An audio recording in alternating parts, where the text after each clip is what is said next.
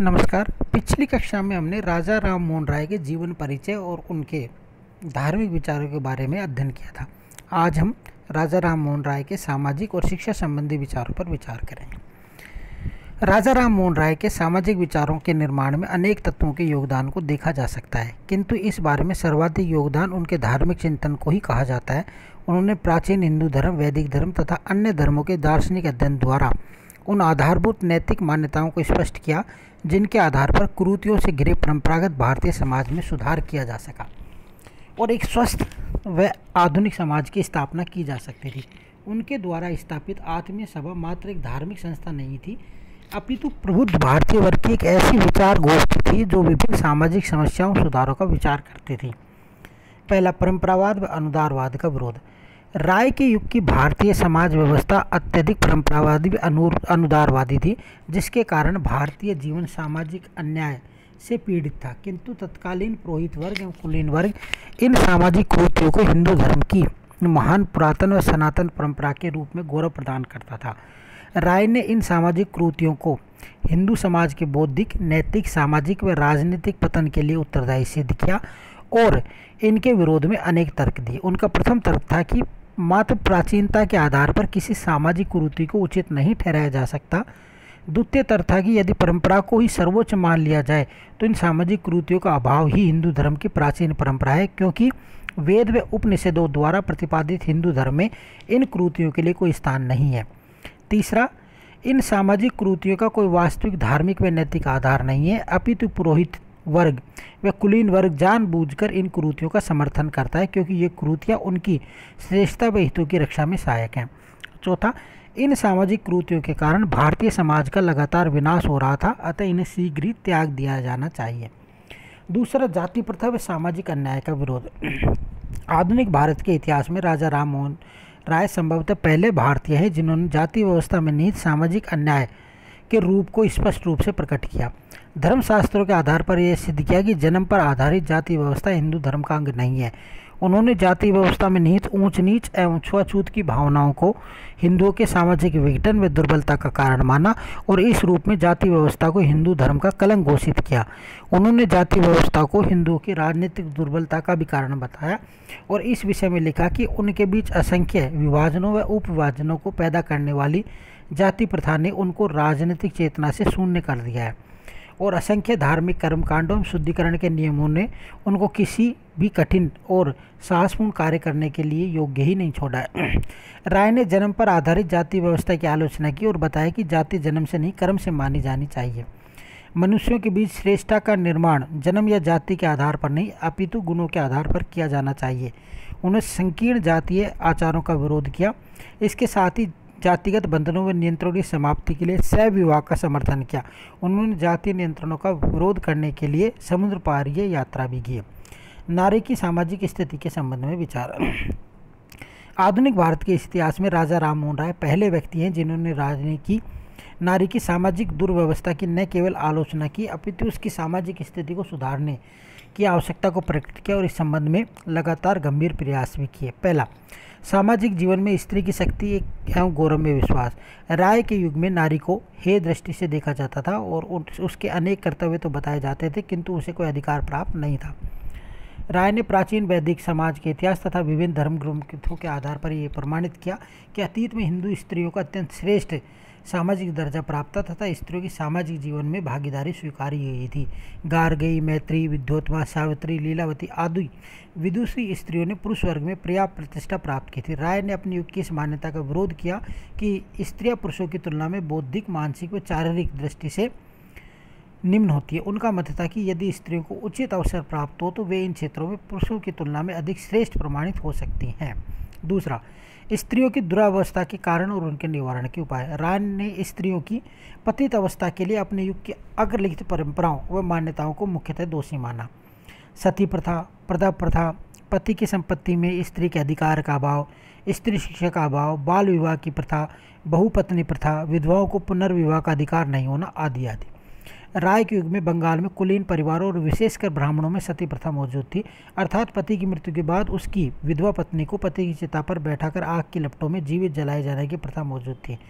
इस विधवा द्वारा मृत्यु का सहवरण अथवा आत्मदाह भी कहा जाता था। यह अत्यंत अमानवीय, क्रूर व घृणित कार्य था, किंतु इस परंपरा के समर्थक इसे एक श्रेष्ठ, पवित्र व दैवीय धार्मिक कृत्य सिद्ध करते थे। जब 1811 में राजा राममोहन राय के बड़े भाई जगमोहन राय की मृत्यु हो गई तो उनकी भाभी को भी उनकी इच्छा के विरुद्ध बलपूर्वक अग्नि में जला दिया गया। तो राय के हृदय पर इस विभत्स कृत्य का गंभीर प्रभाव पड़ा और उन्होंने इस प्रथा को समाप्त करने की दृढ़ प्रतिज्ञा की। उन्होंने यह सिद्ध किया कि सती प्रथा हिंदू धर्म का अंग नहीं है, अपितु इसके पीछे कुल मर्यादा का पाखंड एवं आर्थिक स्वार्थों का दुष्चक्री प्रमुख कारण है। उन्होंने इस प्रथा के विरोध में सामाजिक आंदोलन चलाया और उनके विशेष प्रयत्नों के परिणाम स्वरूप ही लॉर्ड विलियम बेंटिंग ने 1829 में अधिनियम सत्र के द्वारा सती प्रथा को अवैध घोषित किया। राय ने विधवा स्त्रियों की परिवार व समाज में दुरावस्था का एक प्रमुख कारण उन्हें संपत्ति में अधिकार से वंचित किए जाने की परंपरा को माना। उन्होंने प्राचीन भारत के नारद, याज्ञवल्क्य, कात्यायन, बृहस्पति आदि विद्याशास्त्रियों के प्रमाणों के आधार पर यह सिद्ध किया कि हिंदू धर्म के अनुसार विधवा स्त्री को अपने पति की संपत्ति में पुत्र के समान आधा हिस्सा और पुत्री को 1/4 हिस्सा प्राप्त होना चाहिए। इस संबंध में राय ने 1822 में अपना प्रसिद्ध निबंध लिखा, हिंदू उत्तराधिकार कानून के अनुसार स्त्रियों के अधिकार और इनके आधुनिक अतिक्रमण के संबंध में टिप्पणियाँ। उन्होंने विधवा स्त्रियों की आर्थिक आत्मनिर्भरता पर बल दिया ताकि वे सम्मानपूर्ण जीवन जी सकें। तत्कालीन हिंदू समाज में अल्पायु की विधवाओं की पर्याप्त संख्या थी, जिसके लिए राय ने बाल विवाह की प्रथा को दोषी माना। इस प्रथा का तीव्र विरोध किया। इसके साथ ही राय ने युवा अवस्था वाली विधवाओं के पुनर्विवाह की आवश्यकता पर बल दिया और इस संबंध में शैव विवाह परंपरा का समर्थन किया। उन्होंने प्रौढ़ अवस्था की विधवाओं को शिक्षित करने और आर्थिक दृष्टि से आत्मनिर्भर बनाने के पक्ष में जनमत बनाने की चेष्टा की। उन्होंने स्त्रियों के हितों में सम्मान की रक्षा के लिए बहुपत्नी प्रथा का कड़ा विरोध किया। इसके साथ ही उन्होंने प्रथा के निदान की बात की और भारत के उत्थान के लिए स्त्रियों के सामाजिक जीवन में भाग लेना चाहिए, यह भी सुनिश्चित करने का प्रयास किया। स्त्री मात्र के कल्याण के लिए उन्होंने बालिकाओं की शिक्षाओं को अनिवार्य बताया। चौथा, सामाजिक आधुनिकीकरण का समर्थन। राय यूरोपीय राज्यों के उत्थान से अत्यंत प्रभावित थे और वे तत्कालीन इंग्लैंड व यूरोप के अन्य विचारकों के संपर्क में भी थे। इस आधार पर वे इस निर्णय पर पहुंचे कि बिना सामाजिक आधुनिकीकरण के कोई राष्ट्र विकास नहीं कर सकता है। उन्होंने भारतीय समाज में के पुनर्गठन आधुनिक आधारों पर किए जाने की आवश्यकता पर बल दिया। इस दृष्टि से उन्होंने धार्मिक सहिष्णुता, सामाजिक न्याय, व्यक्ति की स्वतंत्रता, आधुनिक शिक्षा पद्धति, सामाजिक आर्थिक सुधार आदि के विचारों पर बल दिया। सामाजिक सुधार के क्षेत्र में उनका दृष्टिकोण उपयोगितावादी था। उन्होंने परंपराओं, अबुद्धिवाद व अंधविश्वासों में जकड़े भारतीय समाज में जागृति लाने के लिए प्राचीन शास्त्रों की उदार व आधुनिक व्याख्याएं की और यूरोपीय समाज की लाभपूर्ण प्रवृत्तियों को अपनाने पर बल दिया। निष्कर्ष, आधुनिक समाज के इतिहास में राजा राममोहन राय पहले विचारक हैं जिन्होंने भारत के सांस्कृतिक व राजनीतिक पतन के मूल कारणों को भारतीय सामाजिक व्यवस्था में ढूंढा। उन्होंने गंभीर सामाजिक व्यवस्था को प्रकट किया और सामाजिक सुधारों के लिए अथक प्रयत्न किए। यह कहना अतिशयोक्ति नहीं होगा कि भारत के एक नवीन समाज के निर्माण का कार्य उन्होंने प्रारंभ किया, जो आगे चलकर इसके अच्छे परिणाम भी दिखते हैं। सुभाष चंद्र बोस ने अपनी प्रसिद्ध पुस्तक द इंडियन स्टैंडर्ड में लिखा है कि राजा राममोहन राय भारतीय पुनरुत्थान के एक अग्रदूत के रूप में प्रकट हुए। आइए अब देखते हैं हम राजा राममोहन राय के शिक्षा संबंधी विचार। शिक्षा का उद्देश्य। राजा राममोहन राय अपने युग के सर्वाधिक शिक्षित एवं विद्वान भारतीय थे। उन्होंने शिक्षा पर उपयोगितावादी ढंग से विचार किया। उनके समस्त चिंतन का मूल उद्देश्य था कि भारतीय समाज को मध्ययुगीन अंधकार से निकालकर आधुनिक युग में ले जाना, ताकि भारत विश्व के विकसित एवं समृद्ध राष्ट्रों की श्रेणी में शामिल हो सके। शिक्षा संबंधी विचारों की प्रकृति पर विशेषता। राज्य की शिक्षा संबंधी विचार किन्हीं पूर्व ग्रसित नहीं थे। उन्होंने शिक्षा को राष्ट्रीय उद्देश्यों की प्राप्ति का उपयोगी साधन माना। पहला, मध्ययुगीन शिक्षा पद्धति का विरोध।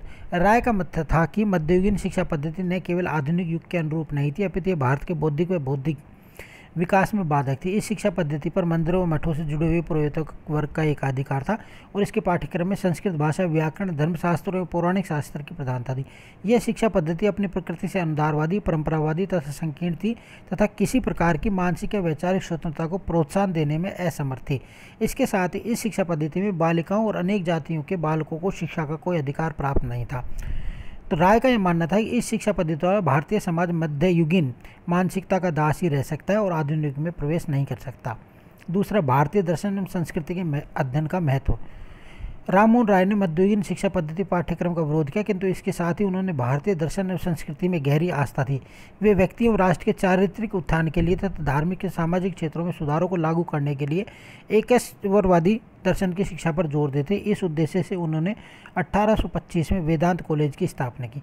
राय ने अनेक प्राचीन ग्रंथों का बांग्ला भाषा में अनुवाद किया ताकि सामान्य जन अपने दर्शन, संस्कृति तथा साहित्य की महान परंपरा की जानकारी प्राप्त कर सके। वे हिंदी, बांग्ला व अन्य देशज भाषाओं के माध्यम से ज्ञान के प्रसार के भी समर्थक थे। उन्होंने स्वयं संस्कृत, बांग्ला, हिंदी, फारसी में अनेक रचनाएं की।